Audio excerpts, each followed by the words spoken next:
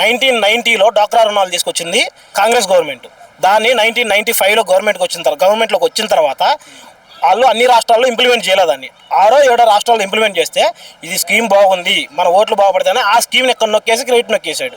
మరి ప్రతిదానికి నేనే చేశానని ఇప్పుడు మీరు చూడండి, ఎన్ని క్రెడిట్లు దొబ్బేశాడు చంద్రబాబు నాయుడు. చేశాడు. ఏం చేశాడు? నాకు నిరుద్యోగ నెలకు 6,000 ఇస్తున్నాడు. నెలకు ఆయన 3,000 చెప్పింది, నాకు 6,000 ఇస్తున్నాడు. నాకు నిజంగా 6,000 ఇస్తున్నాడు. అదే స్టేట్మెంట్ తీస్తే చాలా పొడుగు ఉంటుంది, 2 సంవత్సరాలు కదా. మహిళలకి ఫ్రీ బస్ అంటున్నారు, దాంట్లో మీ స్పందన? మహిళలకి ఇంతకుముందు ఫ్రీ బస్ అన్నాడు, అదే ప్రతి ఒక్క దగ్గర ఇస్తామని చెప్పాడు. తర్వాత ఏం చేశాడు? ఇచ్చిన తర్వాత ఈ డిస్ట్రిక్ట్ దాటిపోతే మీరు ఖచ్చితంగా పైసలు కట్టాల్సిందే అన్నాడు. మరి ఎందుకు ఫ్రీ బస్ అంటే? ఇప్పుడు రేవంత్ రెడ్డి ఇస్తున్నాడు, ఎక్కడి వరకు ఇస్తున్నాడు? ప్రతి ఒక్కరు ఎవరు వెళ్ళినా ఆధార్ కార్డు ఇస్తే ఫ్రీ మీకు, అంతే కథం.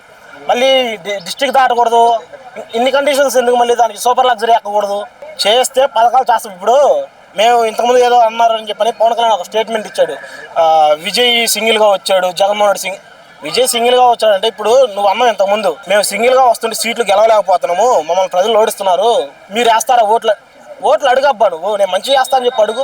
2 సంవత్సరాలు నిలదొక్కో, 3వ సంవత్సరం కూడా నిలదొక్కో. ఎందుకేరు ఓట్లు? నెక్స్ట్ రాబోయే రోజుల్లో పవన్ కళ్యాణ్ సింగిల్ గా పోటీ చేయొచ్చు అంటారా? అదే చెప్పాము మొన్న ఇంతకుముందు ఇక్కడే ప్రెస్ మీట్లో చెప్పా ఒకటి, జనసేన పార్టీ నాయకులకి కార్యకర్తలకి మేడే శుభాకాంక్షలు రా అని చెప్పా. ఎప్పటికీ జెండా కూలి అది.